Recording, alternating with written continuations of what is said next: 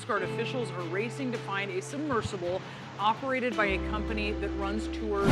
Used to take tourists to see the Titanic has now gone missing, been off the coast of Newfoundland as crews are combing the icy water. Submarine, that's one pilot, and 4 what they call mission specialists, which are just paying customers for a 6-hour tour of that Titanic wreckage. After a tourist submarine went missing during a dive to Titanic's wreck on Sunday. Tickets cost $250,000, £195,000 for an 8-day trip including dives. The rescuers estimate have 3 to 4 days of life support available. Hello everyone, मैं हूं प्रखर और आपने अब तक ये news सुन ली होगी और इस बारे में पूरी तरीके से जान भी गए होंगे। जी हां, मैं बात कर रहा हूं हाल ही में ओशन गेट कंपनी के टाइटन सबमर्सिबल में बैठकर एक आइकॉनिक शिप के रैकेज को देखने डीप ओशन में गए 5 लोगों की मौत हो गई। इस पूरी कहानी पर हम डिटेल में चर्चा करेंगे, कैसे इन चीज़ों की शुरुआत हुई, टाइटैनिक की कहानी को देखेंगे, ओशन गेट और टाइटन सबमर्सिबल के बारे में जानेंगे, वे लोग कौन थे, क्या कारण थे जिससे इन लोगों की मौत हुई, हर चीज को विस्तार पूर्वक समझने की कोशिश करेंगे। चलते हैं समय में पीछे और जानते हैं टाइटैनिक शिप के बारे में, जो हमेशा से एक मिस्ट्री बना हुआ है और इसे एक कर्स्ड यानी श्रापित शिप भी कहते हैं। 10 अप्रैल 1912 जब वर्ल्ड का largest, most expensive and most luxurious ship बनाया जाता है, ये वही दिन है जब एक आइकॉनिक शिप अपने सफर की ओर निकल पड़ता है। ये जहाज साउथहैम्पटन से न्यूयॉर्क की तरफ जा रहा है। इस शिप के अंदर एक से बढ़कर एक शख्सियत बैठी हुई हैं। इस शिप में बिजनेसमैन, एक्टर्स एंड इमिग्रेंट्स तक बैठे हुए हैं। इस जहाज की कमान संभाली है एडवर्ड जे स्मिथ ने। हर जगह इसी जहाज के चर्चे थे और हों भी क्यों ना, इस जहाज में वो सारी सुविधाएं, सारी लग्जरी प्रोवाइड करी गई थी जो उस समय की हो सकती थी।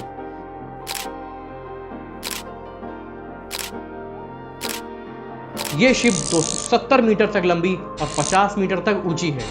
उस समय इस शिप को बनाने में $7.5 मिलियन खर्च हुए, जो आज के लगभग $400 मिलियन के बराबर होंगे। शिप के अंदर जो भी चीज़ें यूज़ हुई थी वो एक से बढ़कर एक थी। उस समय शायद ही कहीं किसी एक जगह पर सारी सुविधाएं उपलब्ध हों, पर यहाँ हर चीज़ की व्यवस्था करी गई थी। इस शिप को बनाने में हर तरह के सेफ्टी फीचर्स प्रोवाइड किए गए, जो इसे सेफ्टी इंटू 100 बनाते थे। इस शिप को एक British company white star line द्वारा बनाया गया था, जो इसे अनसिंकेबल मान रही थी। व्हाइट स्टार लाइन कंपनी के मालिक फिलिप फ्रैंकलिन थे, जो कि कह रहे थे ये जहाज अनसिंकेबल है और ये कभी भी नहीं डूब सकता। ये जहाज अपने सफर पर रवाना होता है और 12 अप्रैल से ही इसे आइस वार्निंग मिलना शुरू हो जाती है। ये रूट हाई लैटिट्यूड्स पर है और पोल की तरफ से चलने वाली कोल्ड करंट के कारण इस रूट पर आइसबर्ग का होना बहुत ही कॉमन बात है। इस शिप को आइस वार्निंग दी जाती है, बट ये शिप अपनी स्पीड को कम नहीं करता और लगभग 40 किलोमीटर की रफ्तार से आगे बढ़ता रहता है। 14 अप्रैल 1912 को बार बार आइस वार्निंग दी जाती है, बट कोई भी उस पर ध्यान नहीं देता है। रात का समय हो जाता है। ये एक न्यू मून वाली रात है, यानी इस दिन चांद नहीं निकला था और उसकी रोशनी भी नहीं दिखाई पड़ रही थी, इसलिए विजिबिलिटी एकदम जीरो थी। कंप्लीट डार्कनेस होने के कारण सामने की तरफ कुछ भी नहीं दिखता है और आइसबर्ग से बचने के लिए मोस्ट ऑफ द शिप रात में रुकना पसंद करते हैं, बट इस शिप के साथ ऐसा नहीं था। ये शिप अपनी स्पीड को बनाए रखता है। शिप के आगे एक लुक पॉइंट होता है, यहाँ पर 2 लोग बैठकर ऑब्स्टिकल्स को देखते हैं, बट इतने कम तापमान में किसी की भी कुल्फी जम सकती है। हवाएं बहुत तेज होती हैं और सामने देखने में बहुत ही ज्यादा दिक्कत होती है। उस आदमी ने इतने बड़े आइसबर्ग को देख लिया है, बट जब तक वो ऑफिसर को इन्फॉर्म करता है तब तक बहुत ही ज्यादा देर हो चुकी होती है। कुछ ही मिनटों बाद टाइटैनिक उस बड़े से आइसबर्ग से टकरा जाता है। वो सोचते हैं उन्होंने इस आइसबर्ग को टैकल कर लिया है, बट आइसबर्ग अगर 10% पानी के ऊपर दिख रहे हैं तो वो कम से कम 90% पानी के नीचे भी हो सकते हैं। इस केस में भी यही हुआ। आइसबर्ग नीचे से इतना ज्यादा बड़ा था कि शिप को बचाते बचाते ही आगे का हिस्सा आइसबर्ग से टकरा जाता है और आगे के हिस्से से ही पानी अंदर की तरफ भरना शुरू हो जाता है। ये आइसबर्ग 1.5 मिलियन टन वजनी रहा होगा। ये आइसबर्ग बो वाले एरिया से टकराता है, जो कि बेसिकली एक आगे का हिस्सा होता है, पर कोई भी इस शिप पर मौजूद नहीं मानता है कि ये जहाज कभी डूब सकता है, क्योंकि कंपनी ने कई सारे वादे किए होते हैं कि ये जहाज अनसिंकेबल है और इसे हमने कई सारे सेफ्टी फीचर प्रोवाइड किए हैं, ये जहाज कभी भी नहीं डूब सकता। शिप में पानी भरता जा रहा था और लोगों की चिंताएं बढ़ने लगी थीं। लोग इधर उधर भागने लगते हैं और शिप के आगे वाले हिस्से में पानी भरने लगा, जिससे कि आगे वाला हिस्सा पानी के अंदर डूबता चला गया और पीछे वाला हिस्सा पानी के ऊपर आ गया। लाइफ बोट में केवल 1200 लोग ही आ सकते थे, बट शिप में 2200 लोग मौजूद थे। रात के 2 बज जाते हैं और आखिरी लाइफ बोट को पानी में उतारा जाता है। 2:20 तक अपने वजन के कारण ही ये शिप 2 पार्ट्स में डिवाइड हो जाता है। इस शिप का वजन ही इसके लिए मुसीबत बनने लगा। कई सारे लोग शिप के साथ डूब गए। जो लोग बच गए होंगे वो हाइपोथर्मिया की वजह से पानी में मारे गए होंगे। पानी का टेम्परेचर लगभग -2 डिग्री सेल्सियस था। लोगों का मानना था या तो शिप के कैप्टन शिप के साथ ही डूब गए होंगे या फिर उन्होंने खुद को गोली मारकर सुसाइड कर ली होगी। आरएमएस कारपेंथिया लगभग 4 बजे टाइटैनिक के पास पहुंचता है। जो लोग लाइफ बोट में थे उन्हीं लोगों को रेस्क्यू कर पाता है। बाकी लोग शिप के साथ पानी के अंदर डूब चुके होते हैं। उस समय टाइटैनिक से सिर्फ 40 किलोमीटर दूर एक शिप और था जिसने टाइटैनिक से रेडियो सिग्नल रिसीव किए, बट उस पर कोई भी ध्यान नहीं देता है। उन्होंने सोचा कि टाइटैनिक पर सभी बड़े लोग होते हैं, एंजॉय कर रहे होंगे, फायर क्रैकरिंग कर रहे होंगे, बट उन फ्लेयर्स पर कोई भी ध्यान नहीं देता है। उन फ्लेयर्स को फायर क्रैकरिंग समझकर इग्नोर कर देते हैं। जैसा कि मैंने बताया कि वो रात न्यू मून की रात थी, मतलब कि उस रात चांद नहीं निकलता है, जिसकी वजह से काफ़ी अंधेरा होता है और इसी वजह से वो जहाज भी अपने रेडियो सिग्नल बंद करके रात में वहीं पर रुक गया था। बाद में इन्वेस्टिगेशन के बाद कई सारी रिपोर्ट सामने आई।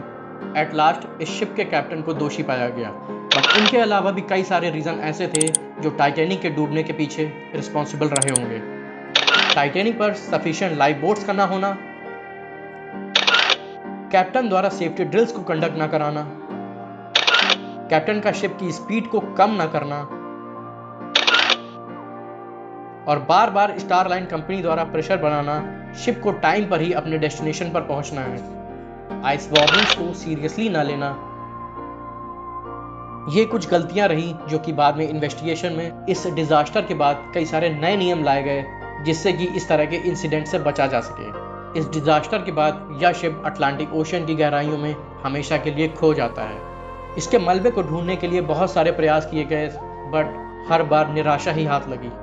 एट लास्ट 1985 में American ocean explorer Robert Ballard French oceanographer ने टाइटैनिक के रैकेज को खोज निकाला। टाइटैनिक का रैकेज ओशन सरफेस से लगभग 4 किलोमीटर नीचे पाया गया, जो कि अपने 2 पार्ट्स में बिखरा हुआ था। समुद्र के पानी में कई तरह के मिनरल्स होते हैं। Iron eating bacteria and organism के कारण ये इरोड होता जा रहा है। साइंटिस्ट ने यह अनुमान लगाया है कि 2030 और 35 तक यह पूरी तरीके से पानी में गल चुका हुआ। पर आज भी इस शिप के बारे में जब बात होती है तो ये बहुत ही फैसिनेटिंग साउंड करता है। लोग टाइटैनिक के बारे में जानने के लिए इतने ज़्यादा एक्साइटेड थे, कई सारे एक्सपेडिशन किए गए। उनमें से Canadian film maker James Cameron 1995 में टाइटैनिक के रैकेज को देखने के लिए कई बार डीप ओशन में गए। वो टाइटैनिक तक लगभग 30 बार से ज़्यादा जा चुके हैं। फिर 1997 में टाइटैनिक मूवी रिलीज हुई। ये सबसे ज़्यादा कमाई करने वाली मूवीज़ में से एक थी और आज भी अगर हम देखें ये टॉप 10 कमाई करने वाली मूवीज़ की लिस्ट में आती है। इसके बाद लोगों को इसका मलबा देखने और जानने की इच्छा और भी ज़्यादा बढ़ गई। अब तक तो सिर्फ पानी के अंदर तक साइंटिस्ट ही जाते थे, बट इस मूवी को देखने के बाद लोग और भी ज़्यादा फैसिनेट होने लगे। बट अब इसे टूरिज्म के लिए भी प्रमोट करना शुरू कर दिया गया। लोगों के अंदर इस जहाज़ के मलबा देखने की इच्छा और भी ज़्यादा बढ़ने लग गई। ओशियन की गहराइयों में जाना स्पेस में जाने से भी मुश्किल है। इसके पीछे के कारण ये है कि जब कोई ऑब्जेक्ट पानी के अंदर जाता है तो उस पर पानी का प्रेशर बहुत ही ज़्यादा बढ़ता जाता है। जैसे जैसे हम पानी के अंदर जाएंगे प्रेशर इंक्रीज होता जाता है। जिधर एक तरफ बुर्ज खलीफा जो कि वर्ल्ड की टॉलेस्ट बिल्डिंग है और ये करीब 830 मीटर ऊंची है। अगर बुर्ज खलीफा से हम कंपैरिजन करके देखें तो एक के ऊपर 5 बुर्ज खलीफा हमें खड़े करने होंगे। टाइटैनिक का मलबा इतना ही नीचे पड़ा हुआ है।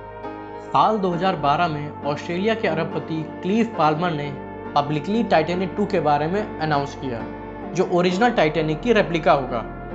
इस प्रोजेक्ट को 2016 तक खत्म होना था, बट कुछ सर्कमस्टेंसेस के कारण ये अभी तक हमारे सामने नहीं आ पाया है। इन्हीं सब चीज़ों के साथ 2009 में एक कंपनी की शुरुआत होती है जिसका नाम है ओशियन गेट। ये ओशियन में डूबे हुए शिप और अदर डीप ओशियन डाइव कराती है। इस कंपनी के CEO स्टॉकटन रश हैं। ये कंपनी एक एडवेंचरस टूरिज्म को बढ़ावा देती है। ये कंपनी ओशन टूरिज्म के लिए अपने सबमर्सिबल प्रोवाइड कराती है और इसी वजह से ये टूरिज्म बेहद महंगा है। कई सारी जगहों को ओशन गेट की सबमर्सिबल एक्सप्लोर कर चुकी हैं, जिनमें कि अजोर्स एंड बहामास एक्सपेडिशन शामिल हैं। हाल ही में ओशन गेट के सबमरीन ने सेंट जॉन पोर्ट से सफ़र स्टार्ट किया, जहां से ओशन में से डाइव करना था। इस जगह से लगभग 700 किलोमीटर दूर है। यह सफ़र 17 जून से शुरू होता है और अपने अगले मॉर्निंग इसे पानी में उतारा जाना था। इस कंपनी के बाद 3 सबमर्सिबल भी हैं, जिनमें कि एंटीपोड, साइक्लोप्स एंड टाइटन आती हैं, जो कि ओशियनिक डीप डाइव के लिए टाइटन सबमर्सिबल सबसे परफेक्ट है। इसी टाइटन सबमर्सिबल में 18 जून 2023 को 5 लोग डीप ओशन डाइव करते हैं और टाइटैनिक का रैकेज देखने के लिए इस एडवेंचरस सफ़र की शुरुआत पर निकल पड़ते हैं। इस एडवेंचरस सफ़र के लिए इन्होंने $2,50,000 स्पेंड किए थे, जो कि इंडियन रुपीज़ में लगभग 2 करोड़ के आसपास बैठता है। ये सफ़र इतना महंगा है कि आम आदमी इसे अफोर्ड ही नहीं कर सकता। सिर्फ बड़े बिजनेसमैन और इंडस्ट्रीज ही इस एडवेंचर पर जा सकते हैं। आप इस इमेज से एक आइडिया लगा सकते हैं कि टाइटैनिक का रैकेट ज़मीन में कितना ज़्यादा नीचे बढ़ा हुआ है। 200 मीटर जहाँ फोटिक जोन होता है, जहाँ का बेसिकली सनलाइट वहाँ तक पहुँच पाती है, उसके नीचे का हिस्सा ट्विलाइट जोन में आता है, जहाँ पर सन की लाइट तो नहीं पहुँच पाती, बट फिर भी वहाँ पर देखने लायक थोड़ी बहुत रोशनी ही होती है। उसके नीचे आता है अफोटिक जोन, जहाँ पर यह टाइटैनिक का रैकेज पड़ा हुआ है। और इतनी गहराई पर जाने के लिए एक बेस्ट सबमर्सिबल होना चाहिए। इस सफ़र में 5 लोग, जिनमें कि एक्शन एविएशन के हैमिश हार्डिंग मौजूद थे, वे जेफ बेजोस के साथ, जो कि अमेज़ॉन के फाउंडर हैं, उनके साथ स्पेस में भी ट्रैवल कर चुके हैं। ये 2016 में साउथ पोल पर एस्ट्रोनॉट एडविन एल्ड्रिन के साथ भी जा चुके हैं। 2021 में मेरियाना ट्रेंच, जो कि पृथ्वी की सबसे गहरी जगह है, वहाँ पर भी डीप डाइव लगा चुके हैं। दूसरे थे ओशन गेट के CEO स्टॉकटन रश। ये एक एरोस्पेस इंजीनियर हैं और ओशन गेट की सबमर्सिबल को हैंडल करते हैं, कि कई बार अपनी सबमर्सिबल को ऑपरेट कर चुके हैं, तो इन्हें एक अच्छा खासा एक्सपीरियंस रहा होगा। तीसरे व्यक्ति हैं पॉल हेनरी, जो पहले भी टाइटैनिक को देखने के लिए कई बार डाइव कर चुके हैं। He was the expert of the shipwreck. ये बिखरे हुए पार्ट्स के बारे में अच्छे से जानते हैं। और पाकिस्तान के बिजनेस टाइकून शहजादा दाऊद व उनके बेटे सुलेमान दाऊद हैं। इन बिजनेसमैन को भले इन चीज़ों का आइडिया ना हो, बट ये तीनों लोग इस एडवेंचर को बहुत बार एक्सपीरियंस कर चुके हैं और सारे रिस्क के बारे में पहले से ही जानते हैं। हैमिश हार्डिंग ने अपने पोस्ट में बताया, मौसम खराब होने के कारण वो डाइव को पोस्टपोन कर रहे हैं। उसके अगले दिन सफ़र की शुरुआत होती है और इस सफ़र को लगभग 2 घंटे लगेंगे टाइटैनिक के वृत्त तक पहुंचने के लिए। हर 15 मिनट में ये सबमर्सिबल ओशन के सरफेस पर खड़े अपने मदरशिप को सिग्नल भेजती है। इस मदरशिप का नाम है Polar Prince. It was the only one thing to communicate outsider world. आसान भाषा में समझने के लिए पहले हमें सबमरीन और सबमर्सिबल में थोड़ा सा डिफरेंस पता होना चाहिए। Both are quite similar, but submarine में खुद की पावर होती है, वो पोर्ट्स का यूज़ करके वो समुद्र के अंदर व बाहर आ जा सकती हैं, बट सबमर्सिबल में ये खूबी नहीं होती है। इसे पानी में ले जाने के लिए दूसरे शिप की ज़रूरत होती है और इनका साइज़ भी काफ़ी छोटा होता है। इन्हें एक सपोर्ट शिप की ज़रूरत होती है जो ऊपर से ही सब कुछ कंट्रोल कर रहा होता है। इस केस में इस सबमर्सिबल का कंट्रोल पोलर प्रिंस के अंडर में है। 18 जून को पानी में जाते हुए मात्र 1 घंटा 45 मिनट ही हुए थे और अचानक ऊपर खड़ी मदरशिप से इसका कंट्रोल टूट जाता है। टाइटन सबमर्सिबल हर 15 मिनट में अपनी मदरशिप से कम्युनिकेट कर रही थी, बट 11:15 तक सिग्नल आना बंद हो जाता है। इतनी गहराई पर सिग्नल टूट जाना एक आम बात है। ये सिचुएशन इन लोगों के साथ कई बार हो चुकी है, बट सिग्नल अपने आप इस्टेब्लिश हो जाता है। बट इस केस में ऐसा नहीं था। ऊपर बैठे शिप में ये लोग सोच रहे थे कि 4:30 बजे तक सबमर्सिबल सरफेस पर आ जाएगी, बट ये 7:10 तक भी नहीं आ पाते हैं। उसके बाद US कोस्ट गार्ड को इन्फॉर्म किया जाता है। सब लोग बेहद परेशान होने लगते हैं। इस सबमर्सिबल में सिर्फ और सिर्फ 96 आवर्स का ऑक्सीजन सप्लाई ही मौजूद है। जो भी रेस्क्यू ऑपरेशन होने थे उनके पास बस 4 दिन का ही समय था। इतने बड़े ओशन में इतनी छोटी सबमर्सिबल को ढूंढना बहुत ही मुश्किल काम था, बट शिप्स और एरोप्लेन से ढूंढने के बहुत सारे प्रयास किए गए। सोनार डिप्लॉय किए गए जिससे कि वो पानी के अंदर जाकर सबमर्सिबल को डिटेक्ट कर सकें, बट सबमर्सिबल का कोई भी अता पता नहीं चल पा रहा था। रेस्क्यू टीमें ढूंढती रहीं, वापस आती रहीं, बट कोई भी इंफॉर्मेशन नहीं मिल रही थी। कई सारे ROVs भेजे गए।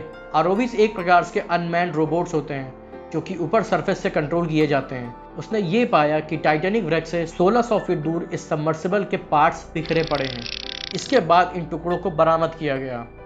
सबमर्सिबल में ये एक व्यू पोर्ट होता है, इसी से बाहर की चीज़ें देखी जा सकती हैं।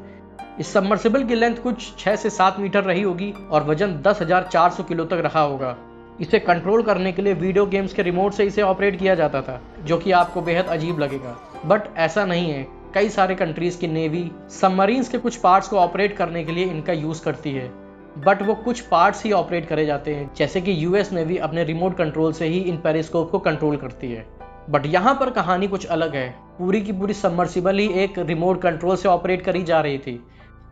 उसके बाद कंक्लूजन पर पहुंचा गया और ये अनुमान लगाया गया कि पानी के अंदर हाई प्रेशर के कारण एक ज़बरदस्त इम्प्लोजन हुआ होगा।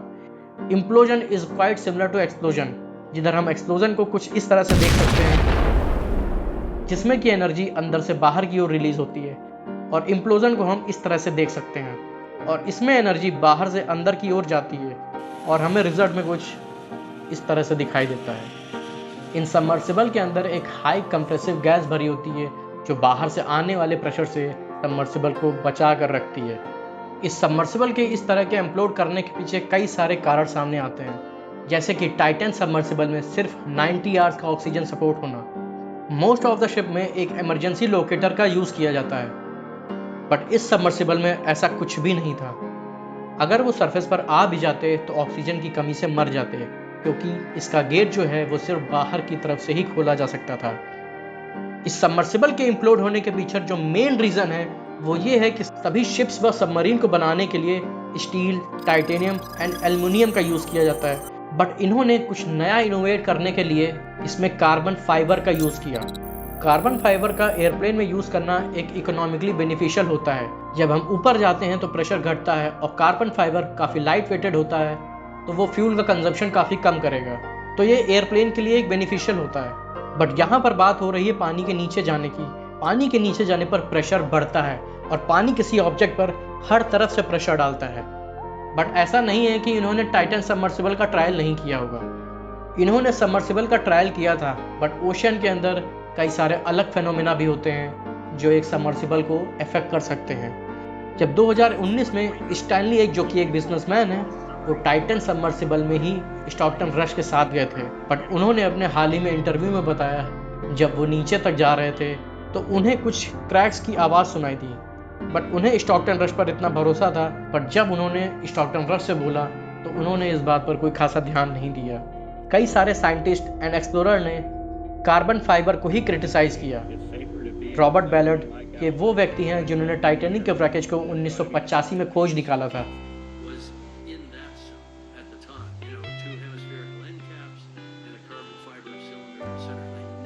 जेम्स कैमरॉन ने भी कार्बन फाइबर को ही ब्लेम किया। बाद में कई सारे खुलासे सामने आए जिसमें कि ये पाया गया स्टॉकटन रश कभी भी सेफ्टी पर इतना ध्यान ही नहीं देते थे। लोगों ने उन्होंने वार्न भी किया पर उन्होंने किसी की भी नहीं सुनी।